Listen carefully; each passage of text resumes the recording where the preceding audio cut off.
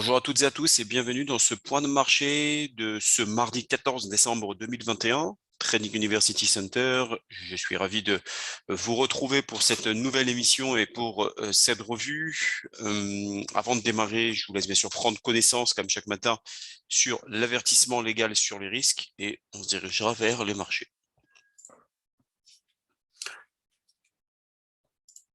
Alors, cette semaine, je vous en ai parlé un petit peu hier, les marchés entament donc une semaine riche en événements, du côté surtout des banquiers centraux, puisque nous aurons les réunions de politique monétaire de la Fed, donc de la Réserve fédérale américaine, de la Banque centrale européenne, de la BCE, et la BOE, donc la Banque d'Angleterre. La semaine dernière, on attendait quand même l'un des principaux catalyseurs, à savoir l'inflation.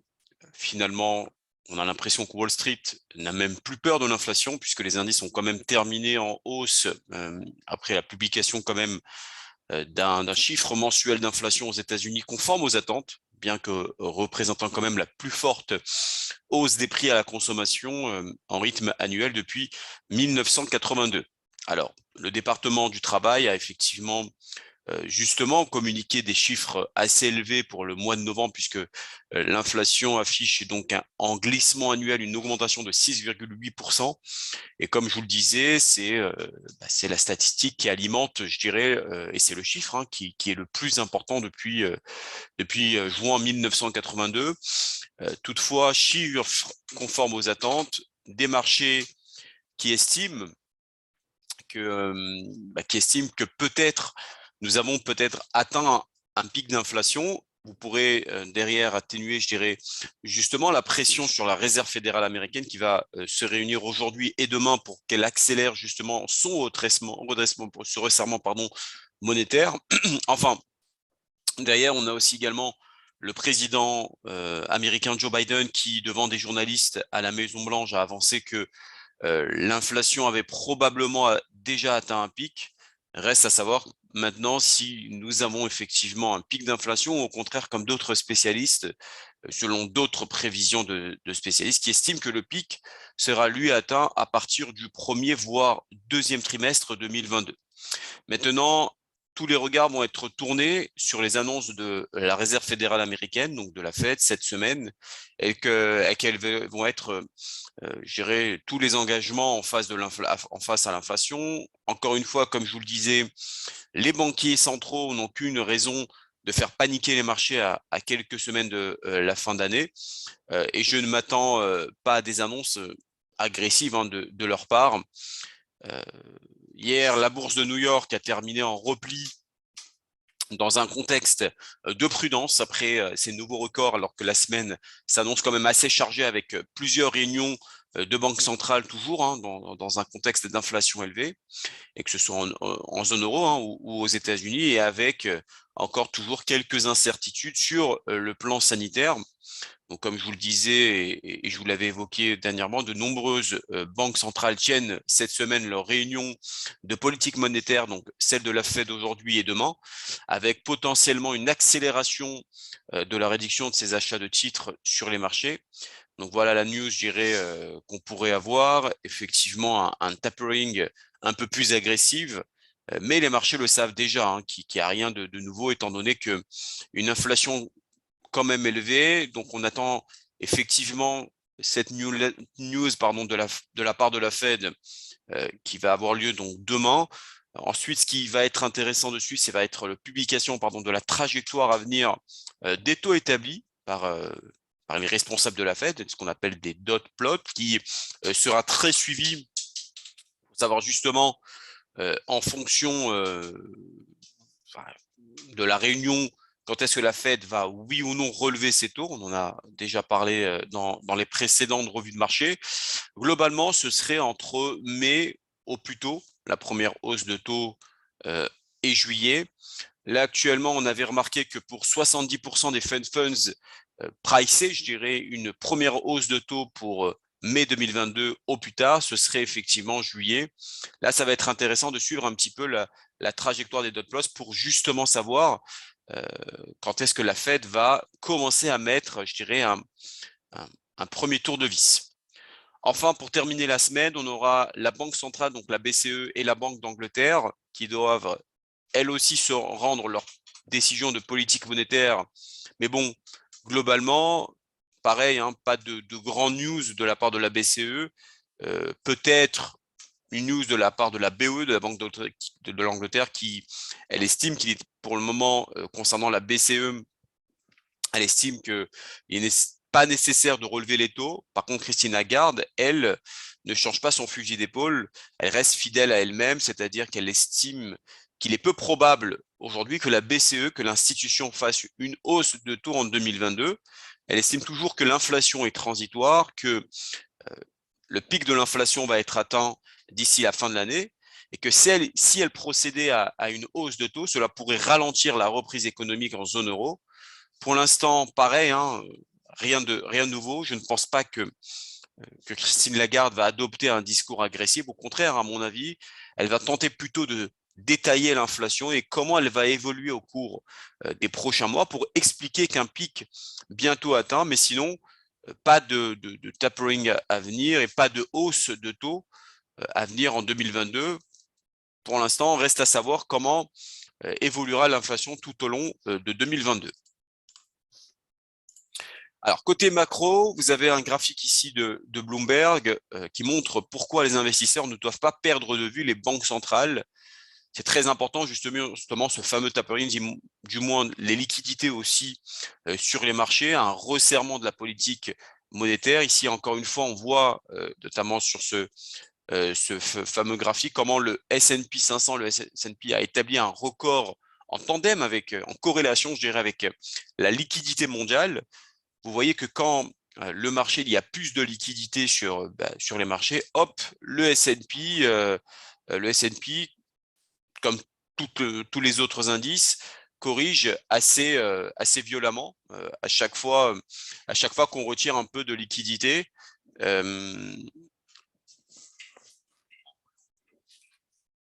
Ici, le marché a tendance un petit peu à corriger, donc perfusé par des injections massives de liquidités. Et à chaque fois, on retire un peu car à partir du moment où on retire un peu la seringue, eh bien, on a généralement un décrochage. Ici, la liquidité évolue sur des niveaux records.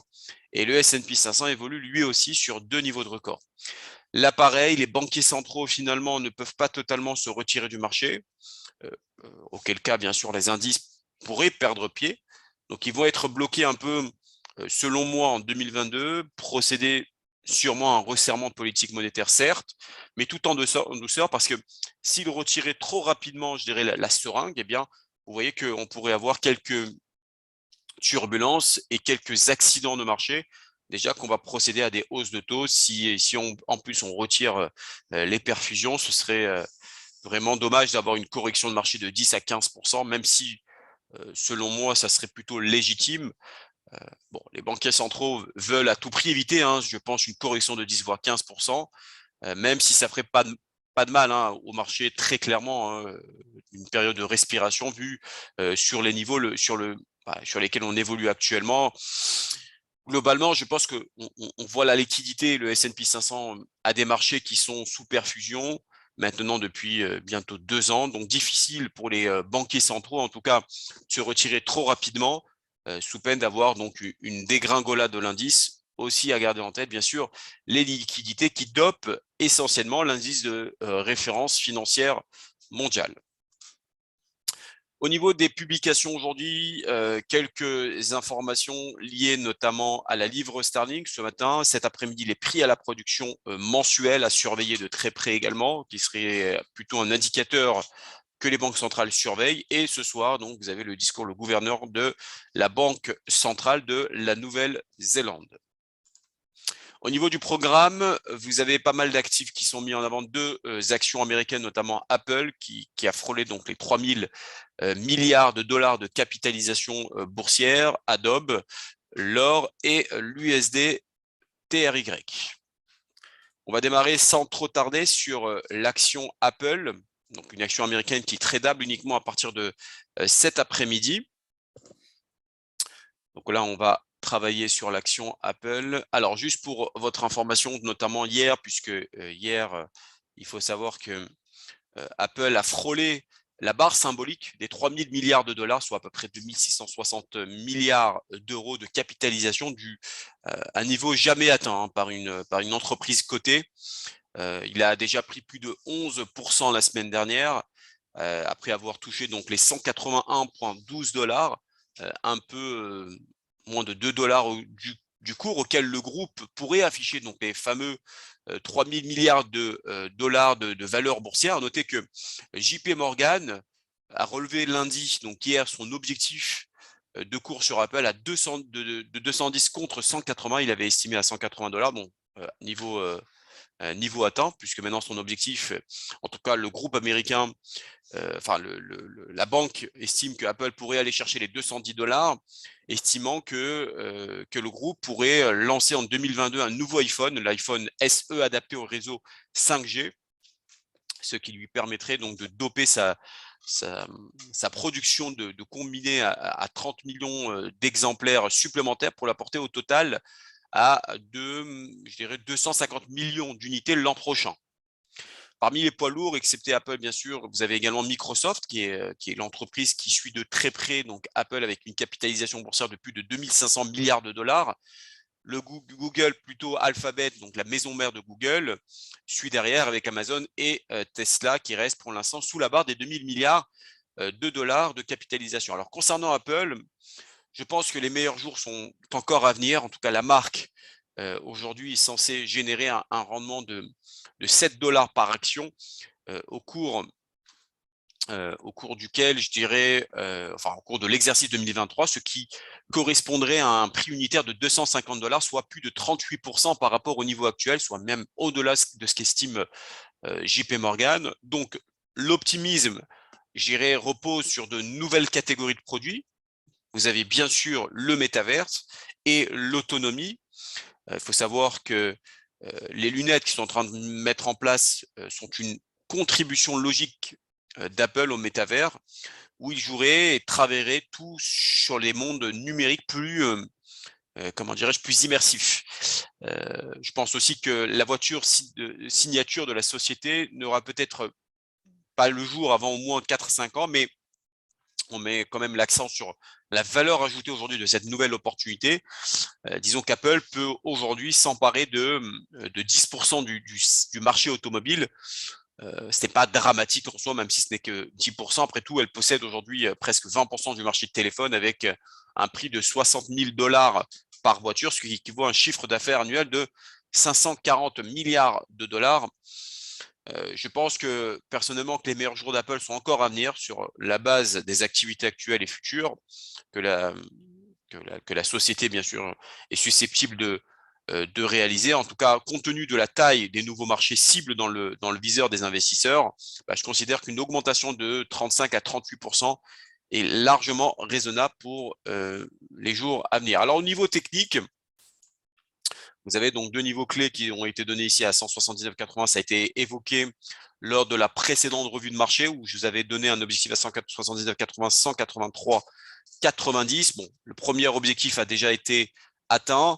Maintenant, ce qui est intéressant, c'est grâce notamment, alors attendez voir juste un instant, je vais vous mettre déjà en hebdomadaire.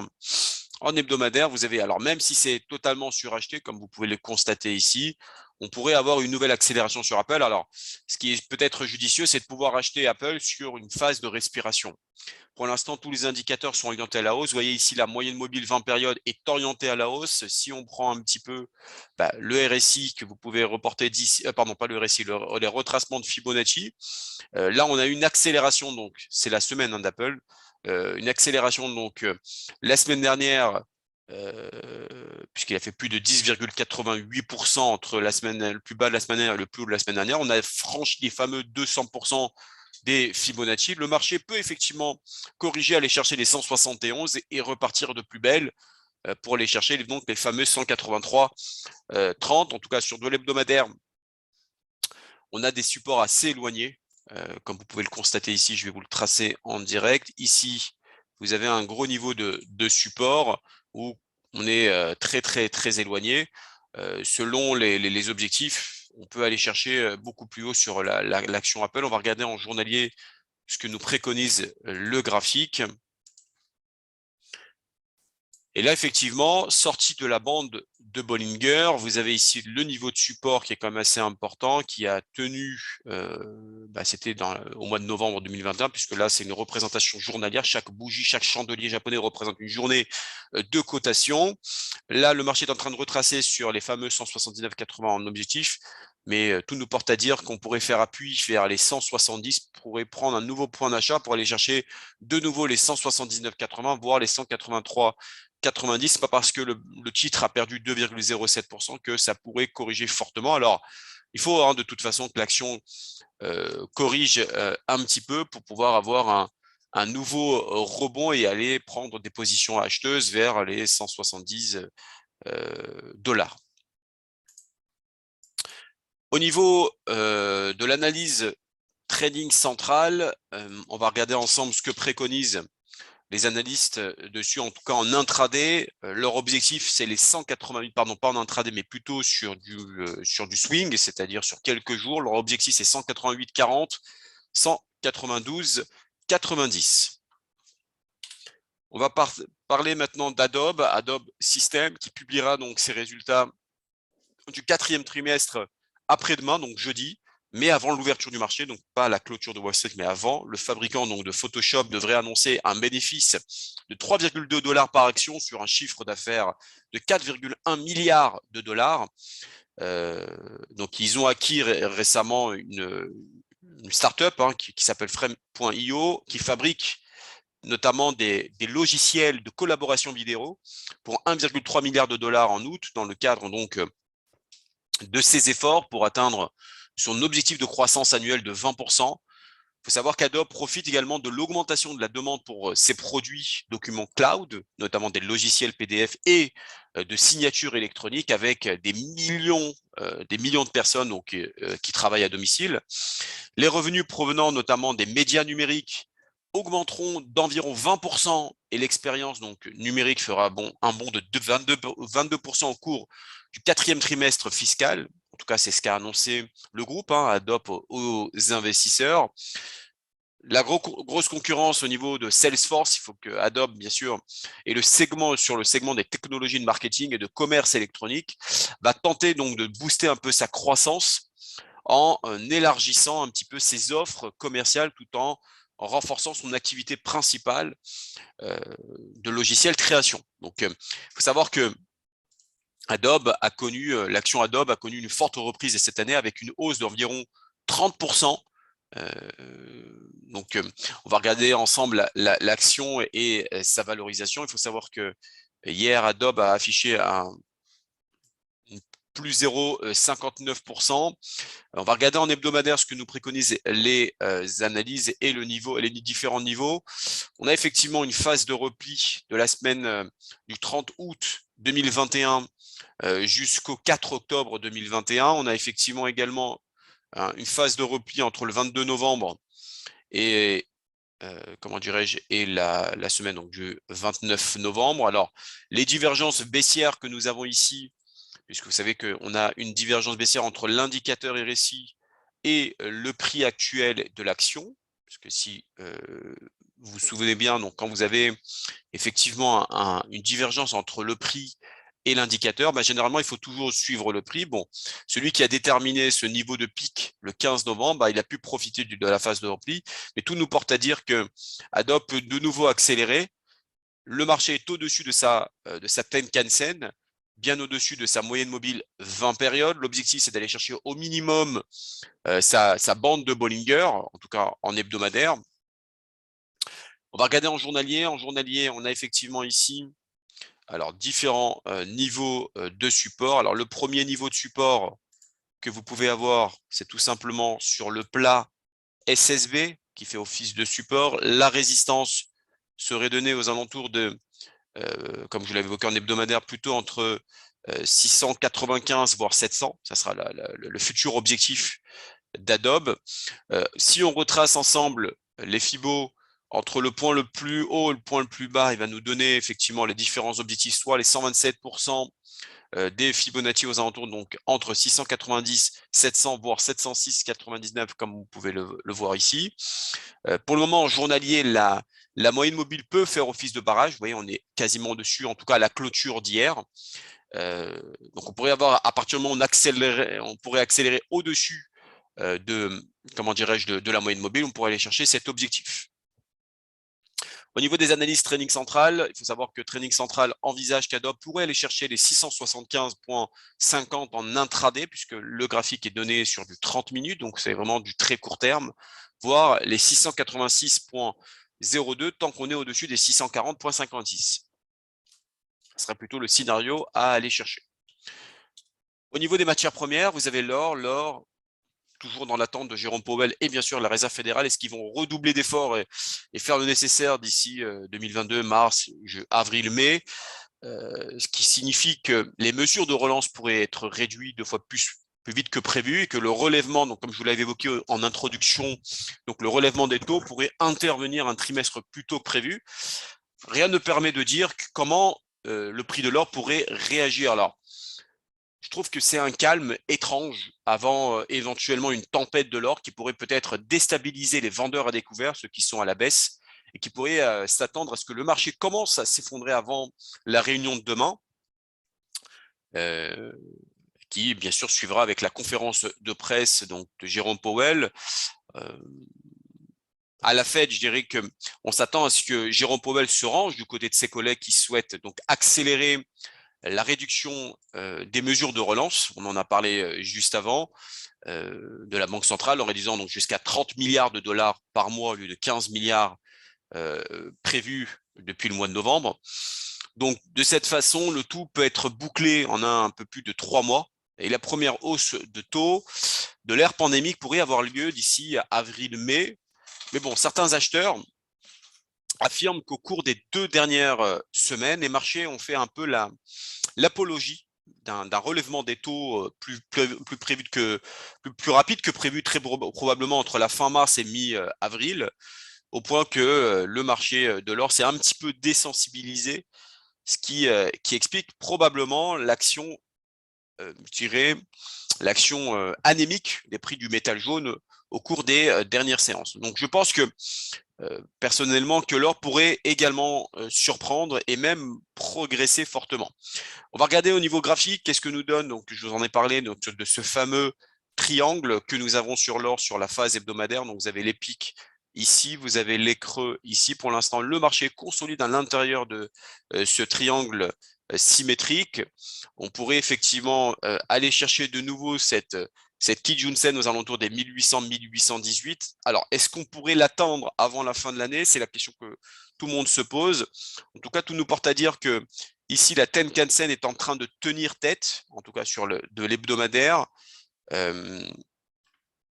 Là, ici, vous avez une forme de cette zone de support qui pourrait bloquer l'or à aller plus bas et pourrait effectivement faire appui, aller chercher un point plus important aux alentours des 1800, 1818, voire le début de ce nuage d'Ishimoku aux alentours des 1826,94, qui serait une zone de résistance, une zone où le marché pourrait se donner en phase de repli. En tout cas, en hebdomadaire, c'est ce que nous avons. On va regarder en journalier. Donc le graphique journalier où vous avez 2 zones de support. La première zone ici, alors, attendez, je vais vous retirer l'Ishimoku en attendant pour avoir un petit peu plus de clarté. Là, effectivement, si on regarde un petit peu, là, vous avez une oblique qui a été franchie. Donc là, le marché a été cassé. On a une forme d'épaule, tête-épaule inversée ici. Donc, si on a une épaule tête-épaule inversée, le marché pourrait, si bien évidemment on franchit cette fameuse résistance journalière, on pourrait aller chercher la moyenne mobile sur 20 périodes ici, voire aller chercher même et pullbacker sur cet ancien niveau de support oblique. On va regarder ensemble l'analyse trading centrale pour savoir un petit peu ce que préconisent les analystes. En intraday, vous avez peut-être dû le recevoir. L'objectif, c'est les 1792, 1798. Ça rejoint un petit peu à ce que je viens de vous montrer en analyse graphique, tant qu'on est au-dessus des 1781. Maintenant, si le marché pourrait corriger et passer sous ce niveau de pivot à 1781, on pourrait aller chercher les 1777, voire les 1773. Alors, une erreur ici, c'est pas l'USD4, c'est plutôt l'USD TRY que nous allons bien sûr développer. L'USD TRY, alors le dollar américain contre la lire turque, qui est un actif qui est vraiment surveillé de très près parce que je pense que le rallye n'est pas terminé. Je pense qu'on peut aller chercher encore plus haut et aller chercher vers les 14,90, voire même le seuil psychologique des 15. Ce qui bloque pour l'instant l'USD TRY de cette très belle accélération haussière, c'est tout simplement ces fameux 441,40% des retracements de Fibonacci. Donc, on pourrait avoir une petite phase de retracement, mais généralement, ce qui serait judicieux, c'est de pouvoir aller chercher que des points d'achat sur l'USDTY. Alors, bien évidemment, n'achetez pas sur une accélération, attendez qu'il y ait quand même une petite phase de repli pour pouvoir éventuellement acheter sur cet actif. Alors, l'économie d'Erdogan, du président turc, effectivement, se porte plutôt mal. On en a parlé lors des précédentes revues, avec effectivement sa politique qui n'est pas forcément adaptée par la communauté. Et donc, du coup, la devise du pays ne fait que se déprécier. Donc, c'est pour ça que vous avez un USDTY qui ne fait que se renforcer. Vous avez donc ici à gauche l'unité de temps journalière. On a touché les fameux, donc comme je vous l'avais évoqué en hebdomadaire, les 441% à 14,3871. Le marché pourrait éventuellement décélérer. Ce qui serait judicieux, c'est de le voir par exemple sur H4. Comment se comporterait le graphique pour pouvoir éventuellement vous positionner, essayer de déterminer les meilleurs points d'entrée. Ce qui serait judicieux, c'est peut-être d'acheter aux alentours des 13,84, 13,85 pour aller chercher donc en journalier le niveau plus haut aux alentours des 14,38, voire même dépasser, aller chercher les fameux 15, donc seuil psychologique. On va regarder ensemble ce que préconisent les analystes trading central sur l'USD TRY. L'objectif sur du court terme, c'est d'aller chercher les 14,53, voire les 14,69 en intraday, tant qu'on est bien évidemment au-dessus des 13,82. Voilà pour aujourd'hui. J'ai plus qu'à vous souhaiter une excellente journée, un bon mardi. Et je vous dis à demain pour une journée quand même cruciale avant la réunion de la Réserve fédérale américaine qui aura lieu donc demain à 20 h. Je vous souhaite une excellente journée. À demain.